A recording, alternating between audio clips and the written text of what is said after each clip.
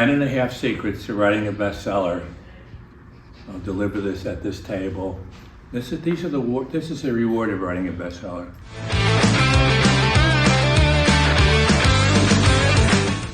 Number one, sit your ass down and write.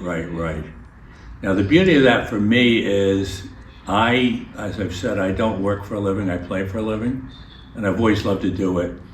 And somebody said you're lucky if you find something you like to do, and then it's a miracle if somebody will pay you to do it. And that's kind of my deal. I did suffer in advertising for a while, but and that must be one of my famous co-writers sending a message, but we'll just let that go.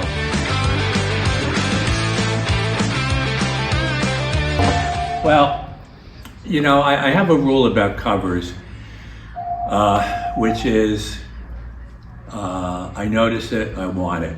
And it's just simple. It's not easy to necessarily to create covers that are that good, but that's the basic rule. It's easy to reject covers. I'm in the bookstore, I'm gonna notice it, and I'm gonna want it. I see it, I want it. Similarly, in terms of books, you definitely want to get people in quickly. The first sentence is always, that's a good way, that's a good start. But certainly the first chapter, you want to get them. And a lot of people I know, if they don't get it in the first chapter, they just won't buy the book. They'll read it in the store or whatever. And I can't tell you how many times I've read this chapter or stopped about a page in. Woman running through the woods, being chased. Woman running through the woods, getting chased. Who's going to write that? Who wants to read that? Oh my God! I think I might have done it once or twice myself, but that's an awful way. I don't know this woman. I haven't had time to meet her. I've seen this scene about 1 million times. So that's not it. That's not the first chapter. Like if somebody sends me a book for a blurb and that's the first chapter, I can't go any further.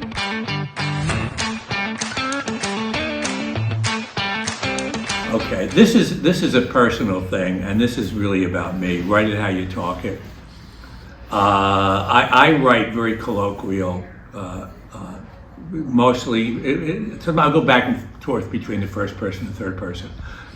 But it's colloquial storytelling. Colloquial storytelling, you tend not to, use monster words.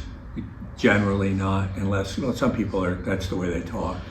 But for me, that write it like you talk it is very useful. It's not useful for everybody.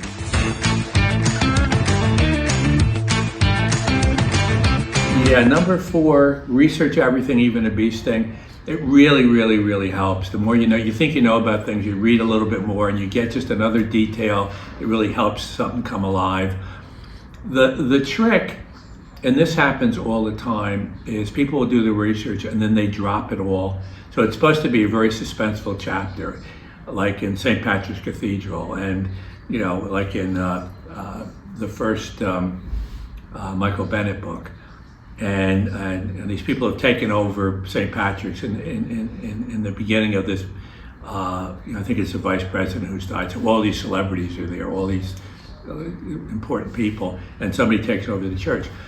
Now, I did some research on St. Patrick's because that was important. But if I dumped like 4 pages of the research there, you go like, wait a minute, what is this? I don't want to read about the stained glass windows right now while these people are taking over the church, and but you see that a lot, and you can almost go like, oh my God, somebody researched this and they're dropping it all right now. And some people think that's high art. I don't. You'll see a lot of so-called very important books or whatever, and you just go, they did a lot of research, God bless them, they're smart, they can use big words, but this is not really a very good story.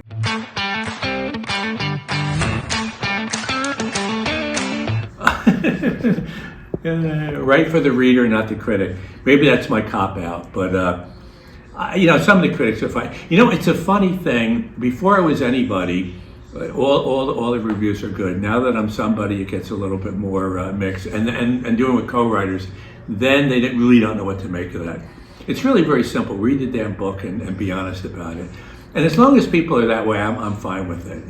There's a lot of things I've always said about my strength is I can get people turning the pages. Weakness is sometimes I don't go deep enough. That's a weakness.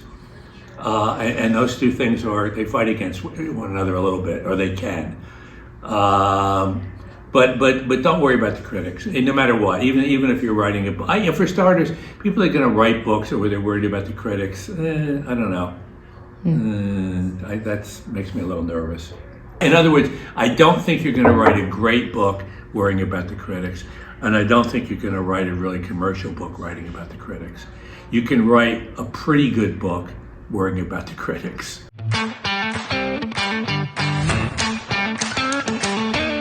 This is another personal thing. Outline, outline, outline. You know, the law of real estate: location, location, location. For me, outline is massive. You will save time. The book will be better. It will take you half the amount of time to write. Every day when you sit down, you will never sit down to a blank sheet of paper. There will always be the outline. You can change the outline as much as you want. I always do. I mean, one of the things I'll do is second draft, third draft. I'll just go through. This happened. What if I did this? What if I did that? What if I made this switch? What if it went one way, I want it to go another way. So you don't be a slave to the outline. And I shouldn't say never, but almost never. The last chapter in the outline is almost never the chapter that winds up as the last chapter in the book. But I think it's really useful for most people. Some people don't. I was with David Baldot. David doesn't outline. I do. Most of my co-writers didn't outline. Now they all outline when they do their own books.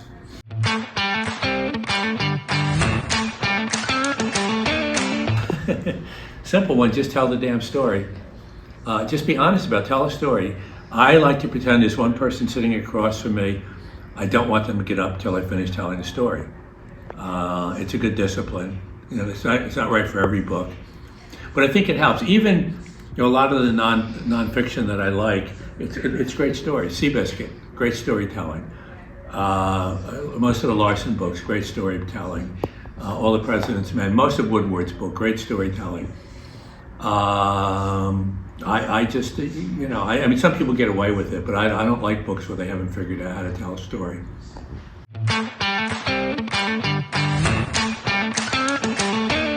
Write complex characters. I think one of the flaws of Alex is he's maybe a little too perfect.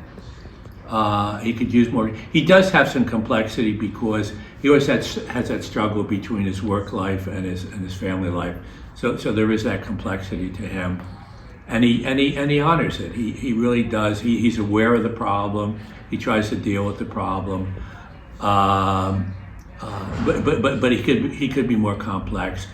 And as I've continued with the books, we try to make it a little bit more realistic in terms of what's really going on in the world, being a cop in DC these days, or for the last 10 years or so. And then villains. The thing about, certainly with the Cross books, and all of them, you want a worthy opponent.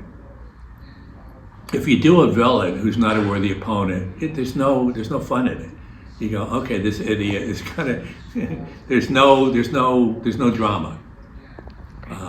It's harder to build drama, let me say that.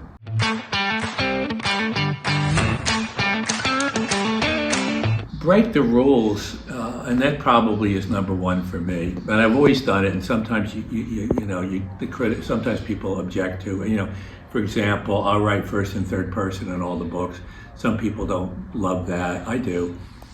You just want to tell a story. Everything is in service to the story for me, and I love breaking the rules.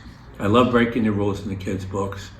Kind of everything I've ever done. I mean, when I did book shots, which were the novellas, that was breaking the rules. It just seemed to me, these are all books, maybe 100, 110 pages.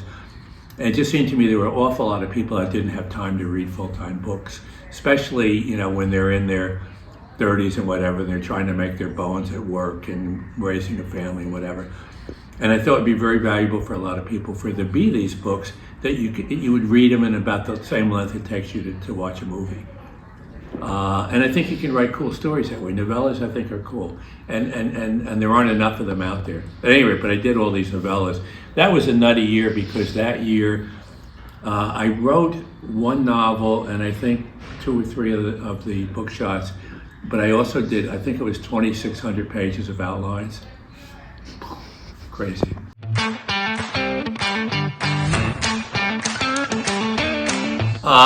10, and this is easier said than done, find somebody to believe in you. For me, going all the way back, it was my grandmother. And she was a terrific lady. I remember at one point going up to see her. I was in New York and she was in Newburgh, about 60 miles away. I couldn't find her.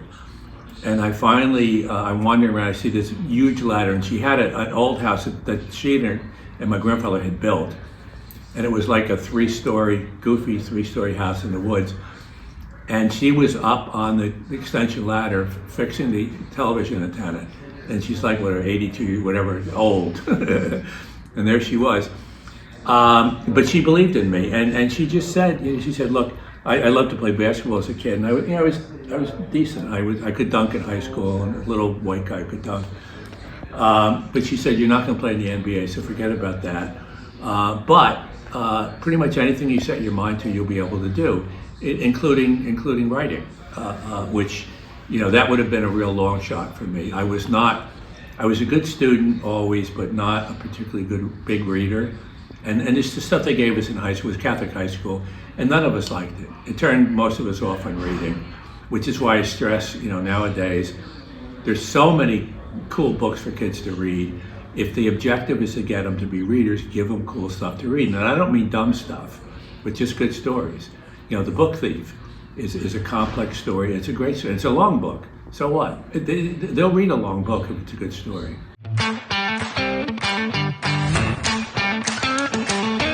10 and a half, don't be a writer 24/7.